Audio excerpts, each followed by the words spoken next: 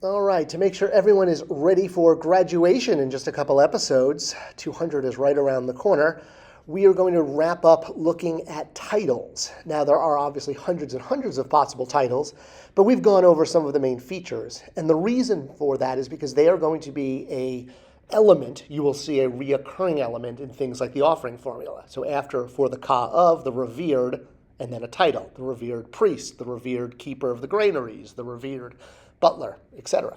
All right, so let's look at some regional titles. And this is all for your flashcards and to kind of memorize. So this is one we actually covered back in vocabulary times, but it's good to revisit. So we have the head of the lion, the arm, and the man.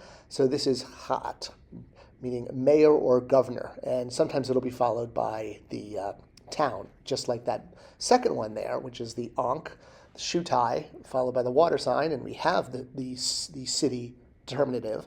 This is for a soldier of the town. Ankh-nidwit. Nidwit is how you would actually pronounce the word town, if you're not talking about like specific town like Abydos.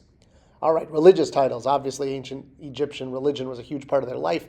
And again, we've looked at some of these before, but a great reminder, which is why we do a lot of repetition with hieroglyphics. So you know that's the word for pure, wab, and when it's followed by a determinative of a man, it becomes a purity priest, or a purity man, I suppose, but usually it's priest.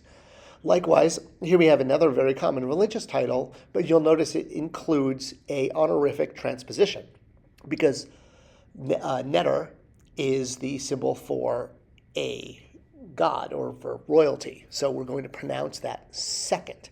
So it becomes hum neter, in this case, priest, with hum being man and neter being god. So a god man is a priest. All right, another very common religious title, but this one, as you're reading through, you might say, wait a minute, I don't recognize two of those signs. Well, first off, one of them is at the end. And what happens if a sign that you don't recognize is at the end? It's a determinative. Otherwise, it's usually you can just sub in an I, a Y, or an A. This in particular happens to be the sign for sky, but it's not necessary that you know that it's a Y, because you can pronounce it Hershait, which, whether you want to add that as a Y, that's fine, but it translates to master of secrets. Or, like this guy, it's like your head spy. That's what they called them back then. All right, here's another interesting religious title. So again, we see the hum followed with a rotated version of ka. Now, the reason for this, again, as we've talked about, hieroglyphics were very beautiful. They were meant to look nice. So besides honorific transposition, you had graphical transposition. And in this case, we are saying a ka, hum, or hum ka, which again, hum means man, and ka means ka. So here we have a ka man, or a ka priest. And it's flipped simply for graphical transposition. It looks prettier that way. So there you go, ka priest. All right, very important one, and an interesting use of, again, graphical transposition, which you should get used to seeing. This next one is one we covered way back when we talked about just weird exceptions, like the word for beer being hunkat, and there's with a K actually there. I'm sorry, with no N.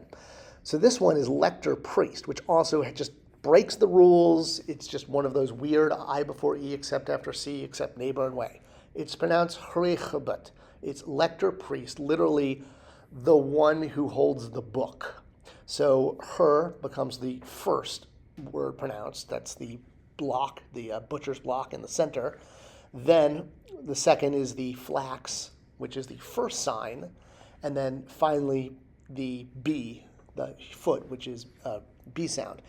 So why is it read 2, 1, 3?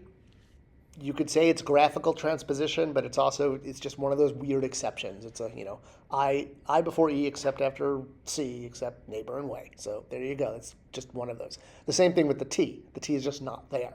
It's just a silent T that is pronounced. All right, so those were some important titles. Definitely ones for your flashcards. And next week we're going to be jumping into some shortcuts and cheats, ways to, kind of figure out what you're looking at when you may not know all the vocabulary. Thanks for watching. I'll see you guys next week.